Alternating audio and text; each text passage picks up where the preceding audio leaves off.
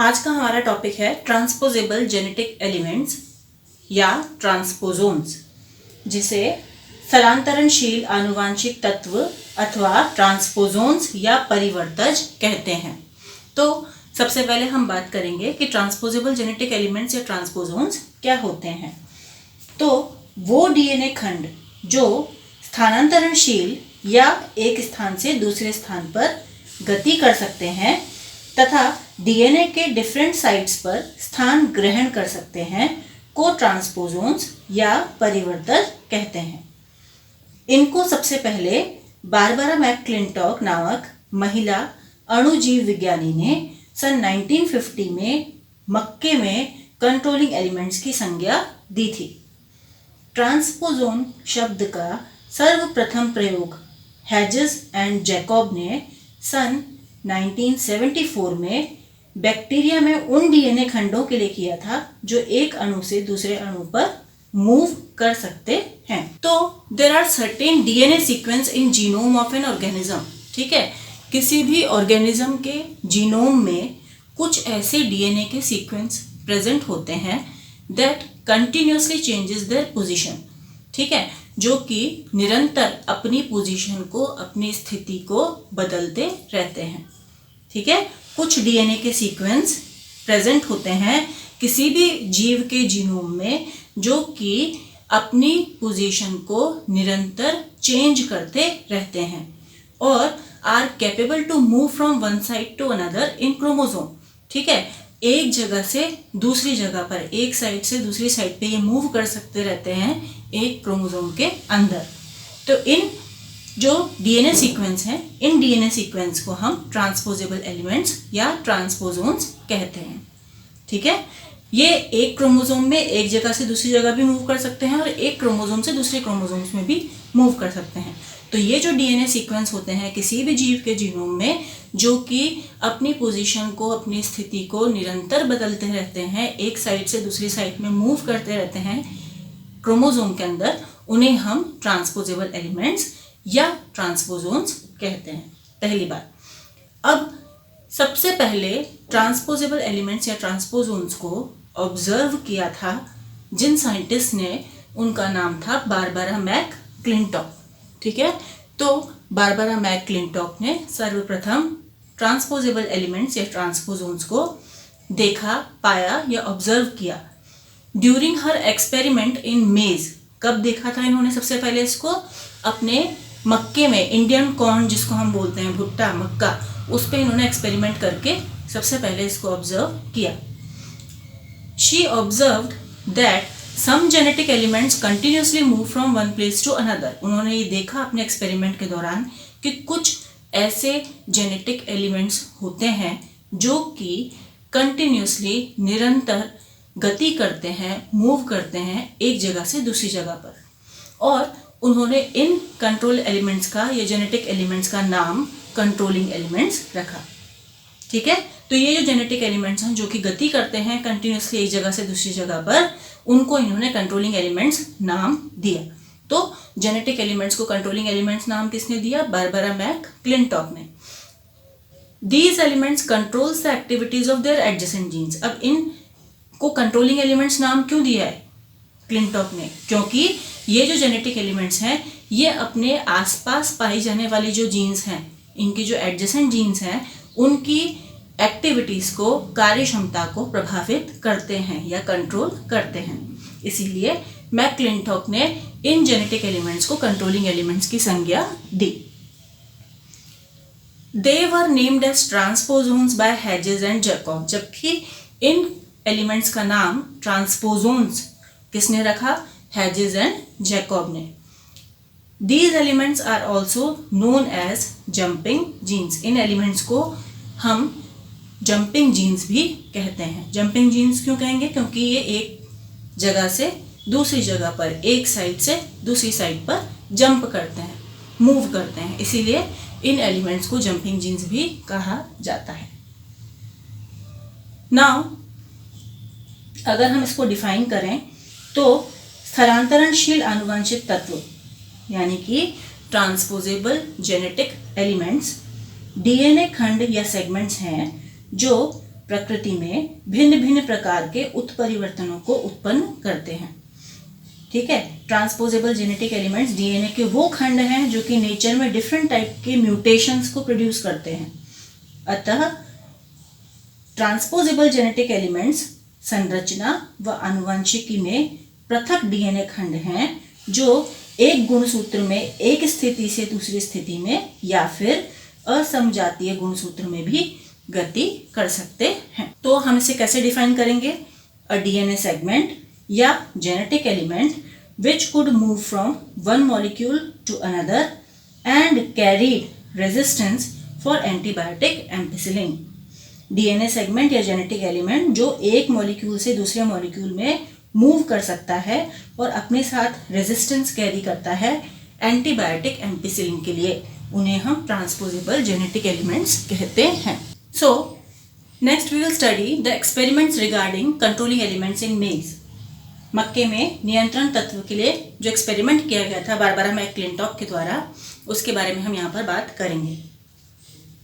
वर्तमान में यद्यपि स्थानांतरणशील तत्वों यानी कि जेनेटिक एलिमेंट्स या ट्रांसपोजेबल एलिमेंट्स का अध्ययन अधिकतर प्रोकैरियोट्स पर ही केंद्रित है, लेकिन सर्वप्रथम बारबरा मैकक्लिंटॉक ने 1950 में कंट्रोलेबल एलिमेंट्स को मक्के में यानी कि मेज में प्रेजेंट किया।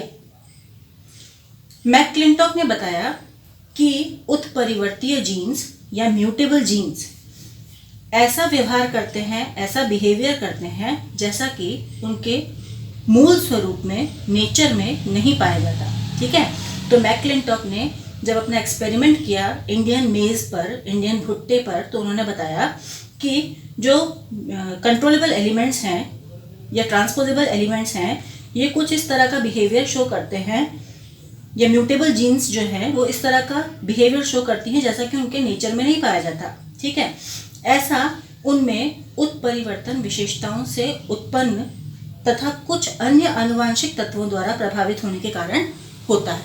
नाउ म्यूटेबल जीन्स को प्रभावित करने वाले जो जेनेटिक एलिमेंट्स हैं उनको हम जेनेटिक तत्व या नियंत्रक तत्व कहते हैं। यूकैरियोट्स के कंट्रोलेबल एलिमेंट्स को ट्रांसपोजेबल एलिमेंट्स भी कहते हैं। बारबरा मैकक्लिंटॉक इन 1950 प्रेजेंटेड कंट्रोलेबल एलिमेंट्स या कंट्रोलिंग एलिमेंट्स इन मेज। मैकक्लिंटॉक ने 1950 में कंट्रोलिंग एलिमेंट्स मेज में बताया। उन्होंने ऑब्जर्व किया that mutable genes present behavior that is different from normal behavior of genes due to the effect of these genetic elements. Genetic elements that affect mutable genes are called transposable elements.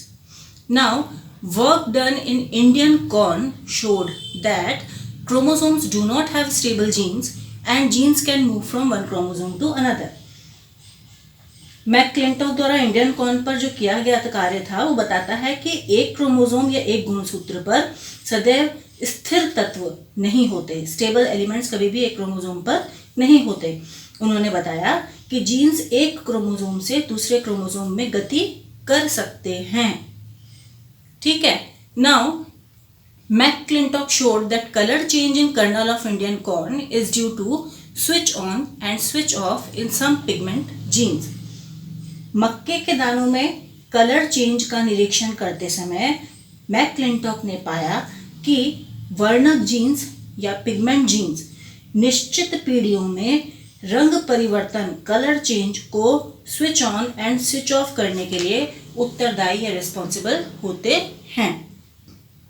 Now according to McClintock controlling elements are two element system.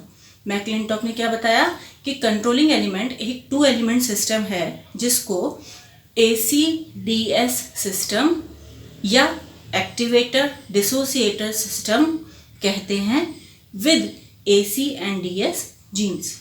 ठीक है, तो मैकक्लिंटॉक ने क्या बताया कि नियंत्रक तत्व दो तत्व तंत्र यानी कि टू एलिमेंट सिस्टम होते हैं, जिसे ACDS तंत्र या फिर ACDS सिस्टम, जिसके अंदर AC क्या रिप्रेजेंट करता है, एक्टिवेटर जीन को यानी कि सक्रियक जीन्स को।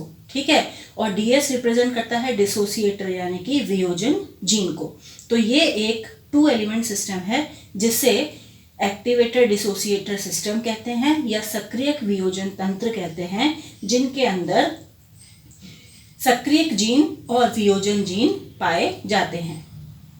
ठीक है, now AC gene instructs DS gene to jump in the arms of 9th chromosome responsible for regulation of color change in maize, whereas DS gene is called as a jumping gene। क्या मतलब हुआ? Activator gene यानी कि सक्रिय gene डिसोसिएटर gene को यानी कि वियोजन gene को मक्के के मेज के 9th क्रोमोसोम 9वें गुणसूत्र की भुजा यानी कि आर्म पर उछलने के लिए, जंप करने के लिए इंस्ट्रक्ट देता है। ठीक है, या इंस्ट्रक्शन देता है या इंस्ट्रक्ट करता है। तो एक्टिवेटर जीन या सक्रिय जीन का काम क्या है कि ये इंस्ट्रक्शन देगा किसको? वियोजन जीन को या डिसोसिएटर जीन को। क्या इंस्ट्रक्शन देता है कि ये मेज के 9th क्रोमोसोम की आर्म पर जाकर के जंप करे या उछले। ठीक है, अब 9th क्रोमोसोम जो होता है इसका, वहां पर रंग परिवर्तन का नियमन होता है, यानी कि 9th chromosome is responsible for what? Responsible for colour change. ठीक है, या regulation of colour change. Now in ACDS system के अंदर DS यानी कि डिसोसिएटर gene is located at 9th chromosome near structural gene C1 which is responsible for color change and producing colored kernels। ठीक है, ACDS system यानी कि activated डिसोसिएटर system के अंदर DS जीन जो होती है वो 9th क्रोमोसोम पर लोकेटेड होती है। ठीक है, जो कि कहाँ पर होगा? Near structural gene C1, structural gene C1 के पास में लोकेटेड होती है DS। ठीक है, नाउ C1 हमने पहले भी बोला कि काहे के लिए रिस्पॉन्सिबल होता है? फॉर कलर चेंज के लिए रिस्पॉन्सिबल होता है, जिनकी वजह से कलर्ड भुट्टे, कलर्ड कर्नल्स या कलर्ड दाने हमको मिलते हैं। In presence of DS C1 is inhibited. अगर DS वहां पर होगा C1 के पास में, तो ये क्या करेगा? C1 की एक्टिविटी को रोक देगा, इनहिबिट करेगा, प्रभावित करेगा, और जिसकी वजह से C1 जो है वो कलर प्रोड्यूस नहीं कर पाएगा और कलरलेस कर्नल्स यानी कि कलरलेस भुट्टे के दाने हमको प्राप्त होंगे। नाउ हमें पता है एक्टिवेटर जीन डिसोसिएटर जीन को जंप करने का इंस्ट्रक्शन दे रहा है, तो उछलने वाले जीन को हम जंपिंग जीन भी कह सकते हैं। ACDS सिस्टम के अंदर DS 9th क्रोमोसोम पर स्ट्रक्चरल जीन C1 के पास में स्थित होता है। ठीक है, तो ACDS जीन्स जो होते AC और DS जीन हैं, उनको हम प्रोकैरियोट्स की अगर हम चाहें तो रेगुलेटर और ऑपरेटर जीन्स के साथ में कंपेयर करके भी देख सकते हैं। ठीक है, C1 कलर प्रोड्यूस करता है जिससे कि कर्नल्स या भुट्टे जो होते हैं वो रंगीन उत्पन्न होते हैं। अब DS की उपस्थिति अगर वहां होगी तो C1 का कार्य जो कि कलर प्रोड्यूस करना है वो रुक जाएगा, दब जाएगा, जिससे कि कलरलेस यानी कि रंगहीन भुट्टे उत्पन्न होंगे। AC की उपस्थिति में DS अन्य स्थान पर गति कर जाता है यानी कि ट्रांसपोज हो जाता है। इस प्रकार DS को हटाकर AC C1 के ऊपर स्थित दबाव को हटाकर इसे कार्य करने की स्थिति प्रदान करता है। कर्नल परिवर्धन की प्रारंभिक अवस्थाओं में ही यदि DS स्थलांतर कर लेता है या हो जाता है तो रंगहीन पृष्ठभूमि पर रंगीन धब्बा प्रोड्यूस होता है। इसके विपरीत अगर भुट्टा या कर्नल परिवर्धन के बाद की अवस्था में DS का स्थलांतरण होता है, तब कर्नल में एक छोटा सा स्पॉट या धब्बा उत्पन्न होता है। इस कारण मक्के में कर्नल्स की रंजकता में डिफरेंसेस प्रोड्यूस होती है। नाउ हम कह सकते हैं दैट ACDS दोनों स्थानांतरणशील तत्व हैं, ट्रांसपोजेबल एलिमेंट्स हैं। यहाँ पर AC और DS क्या रिप्रेजेंट कर रहे हैं? ट्रांसपोजेबल एलिमेंट्स को। ठीक है, तथा ये अन्य जीवों की क्रियाविधि का नियमन भी करते हैं, यानी कि ये दोनों क्या कर रहे हैं? जो दूसरे ऑर्गेनिजम्स हैं उनकी एक्टिविटी को या जीन्स की एक्टिविटीज को भी ये रेगुलेट करते हैं।